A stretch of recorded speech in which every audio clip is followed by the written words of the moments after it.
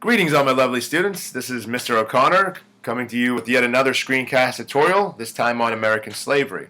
As you can see, I'm not really in any character or costume. I'm not doing any crazy accents, mostly because this is a topic, a subject that does not really have a side of humor to it. So I'm going to skip all that, and I want to just dive right in. So our first notes for American slavery, our new unit, Cornell Notes number 1. Let's go ahead and dive into it. Always a summary. The Atlantic slave trade. Okay, the origins of slavery. Important to understand because it did not just start in Africa, but slavery had been around for thousands of years. So let's go ahead and get to the root, as they say. Cornell Notes number 1. We do have to finish with a video, crash course video that I've abbreviated, and of course the summary as always. American slavery notes ready to go. Let's do it. We have unit American slavery. Date is whatever today's date is for you. Hopefully in January, because otherwise, what are you doing, kid? Central question: how did slavery affect the development of the United States of America? Not a simple one. Obviously, essential questions are not simple questions. But yeah, I will have other questions for you. This is going to be a great unit. So let's rock it. Objective today, students will be able to examine the Atlantic slave trade in order to analyze the origins of slavery, like we already talked about. All right. All starts with Columbus. Now, why does it start with Columbus? I'm sure those of you who paid attention to our Caribbean unit have already figured it out. Christopher Columbus, not because he was handsome, not because he was from the Genoa, Italy area, and sailed for Spain, not because he's, accused of grand theft, genocide, and racism, but because he started an exchange between Europe and the Americas, bringing them together as they exchanged their animals and cultures and everything else that has to do with when after Christopher Columbus sailed his ship and other people kept sailing back and forth and bringing all and exchanging all these goods.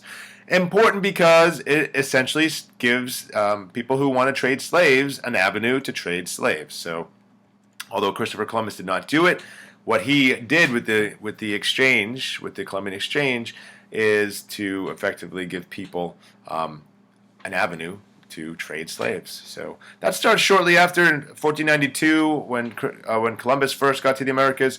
In the 1500s, people start the Atlantic slave trade, which is moving African peoples from Africa to the Americas. About 12 million Africans across the Atlantic Ocean. Some did go to Europe, but for the most part, overwhelmingly, they came over the Atlantic Ocean and wound up in the Americas. So 12 million is a huge number, but there are many historians that argue that the number is actually closer to 17 million, is a number I've heard a lot repeated. And there are some out there who even believe it could be even closer to 30 million Africans taken from Africa. So it's hard to say, right? Even if these ships are keeping good logs and they're keeping all the numbers of people they started with and ended up with, because many were killed along in the Middle Passage, as we'll see. But it's really hard to say. It's hard to verify this information. This is from hundreds of years ago. So some people are saying it was actually more people, and significantly more people. I'm just giving you what kind of most people agree on or agree close to. You'll see that 4.5 million people came from Africa, from West Africa, to the West Indies, which is part of the Caribbean. From our unit, I want you to know that. And then from there, most slaves came to the Caribbean, and then from there were shipped to the United States after being trained and shipped to other places, including Mexico. But I also want you to see that 5 million came straight to Brazil eventually over those 350 years, as we'll see. But 5 million people went down to Brazil, and Brazil has some real social issues concerning race, just like the United States. Go figure. So captured African peoples were treated brutally in the Atlantic slave trade. And it almost doesn't make sense that, okay, fine, we understand that these people did not see their value of human life and treated them like property, like stuff. But still, for the most part, if you're getting money for your stuff, why wouldn't you want to treat it better? And the brutality, at least for me, doesn't really make sense. Doesn't really fall in order with taking care of business. It doesn't really make much business sense. So the middle passage will look into that brutality, and then slavery was abolished in the United States after the Civil War. We'll look into that too with Abraham Lincoln, but the slavery origins, what I promised we'd do was to look at where the word, or look where slavery came from. But the word slave actually comes from Slav, an Eastern European word, in about 1290, so not originally intended for people with dark skin. It was just people who were owned by other people. And it's definitely not the same model that we've seen in the United States, but we'll cover that. The ancient Greeks used a similar term, sklavos, for people who know Spanish. Esclavos is very similar to that word, and that, again, this is 580, so a long time ago, and the Greeks were doing a form of slavery that, again, is a lot different than what we see eventually in the Americas. Okay, now you need to continue on that concept, slavery origins, with your Edpuzzle notes.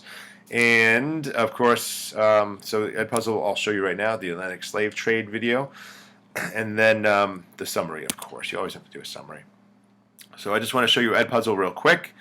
And as you can see, you'll come up here, you'll open a folder, and the Atlantic slave trade crash course world history number 24 is the video you need to watch.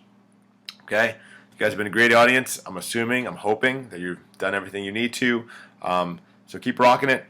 I will be in class. Mr. Winfield is here. Please ask us if you have any questions. Don't whine. Get your notes done. Peace.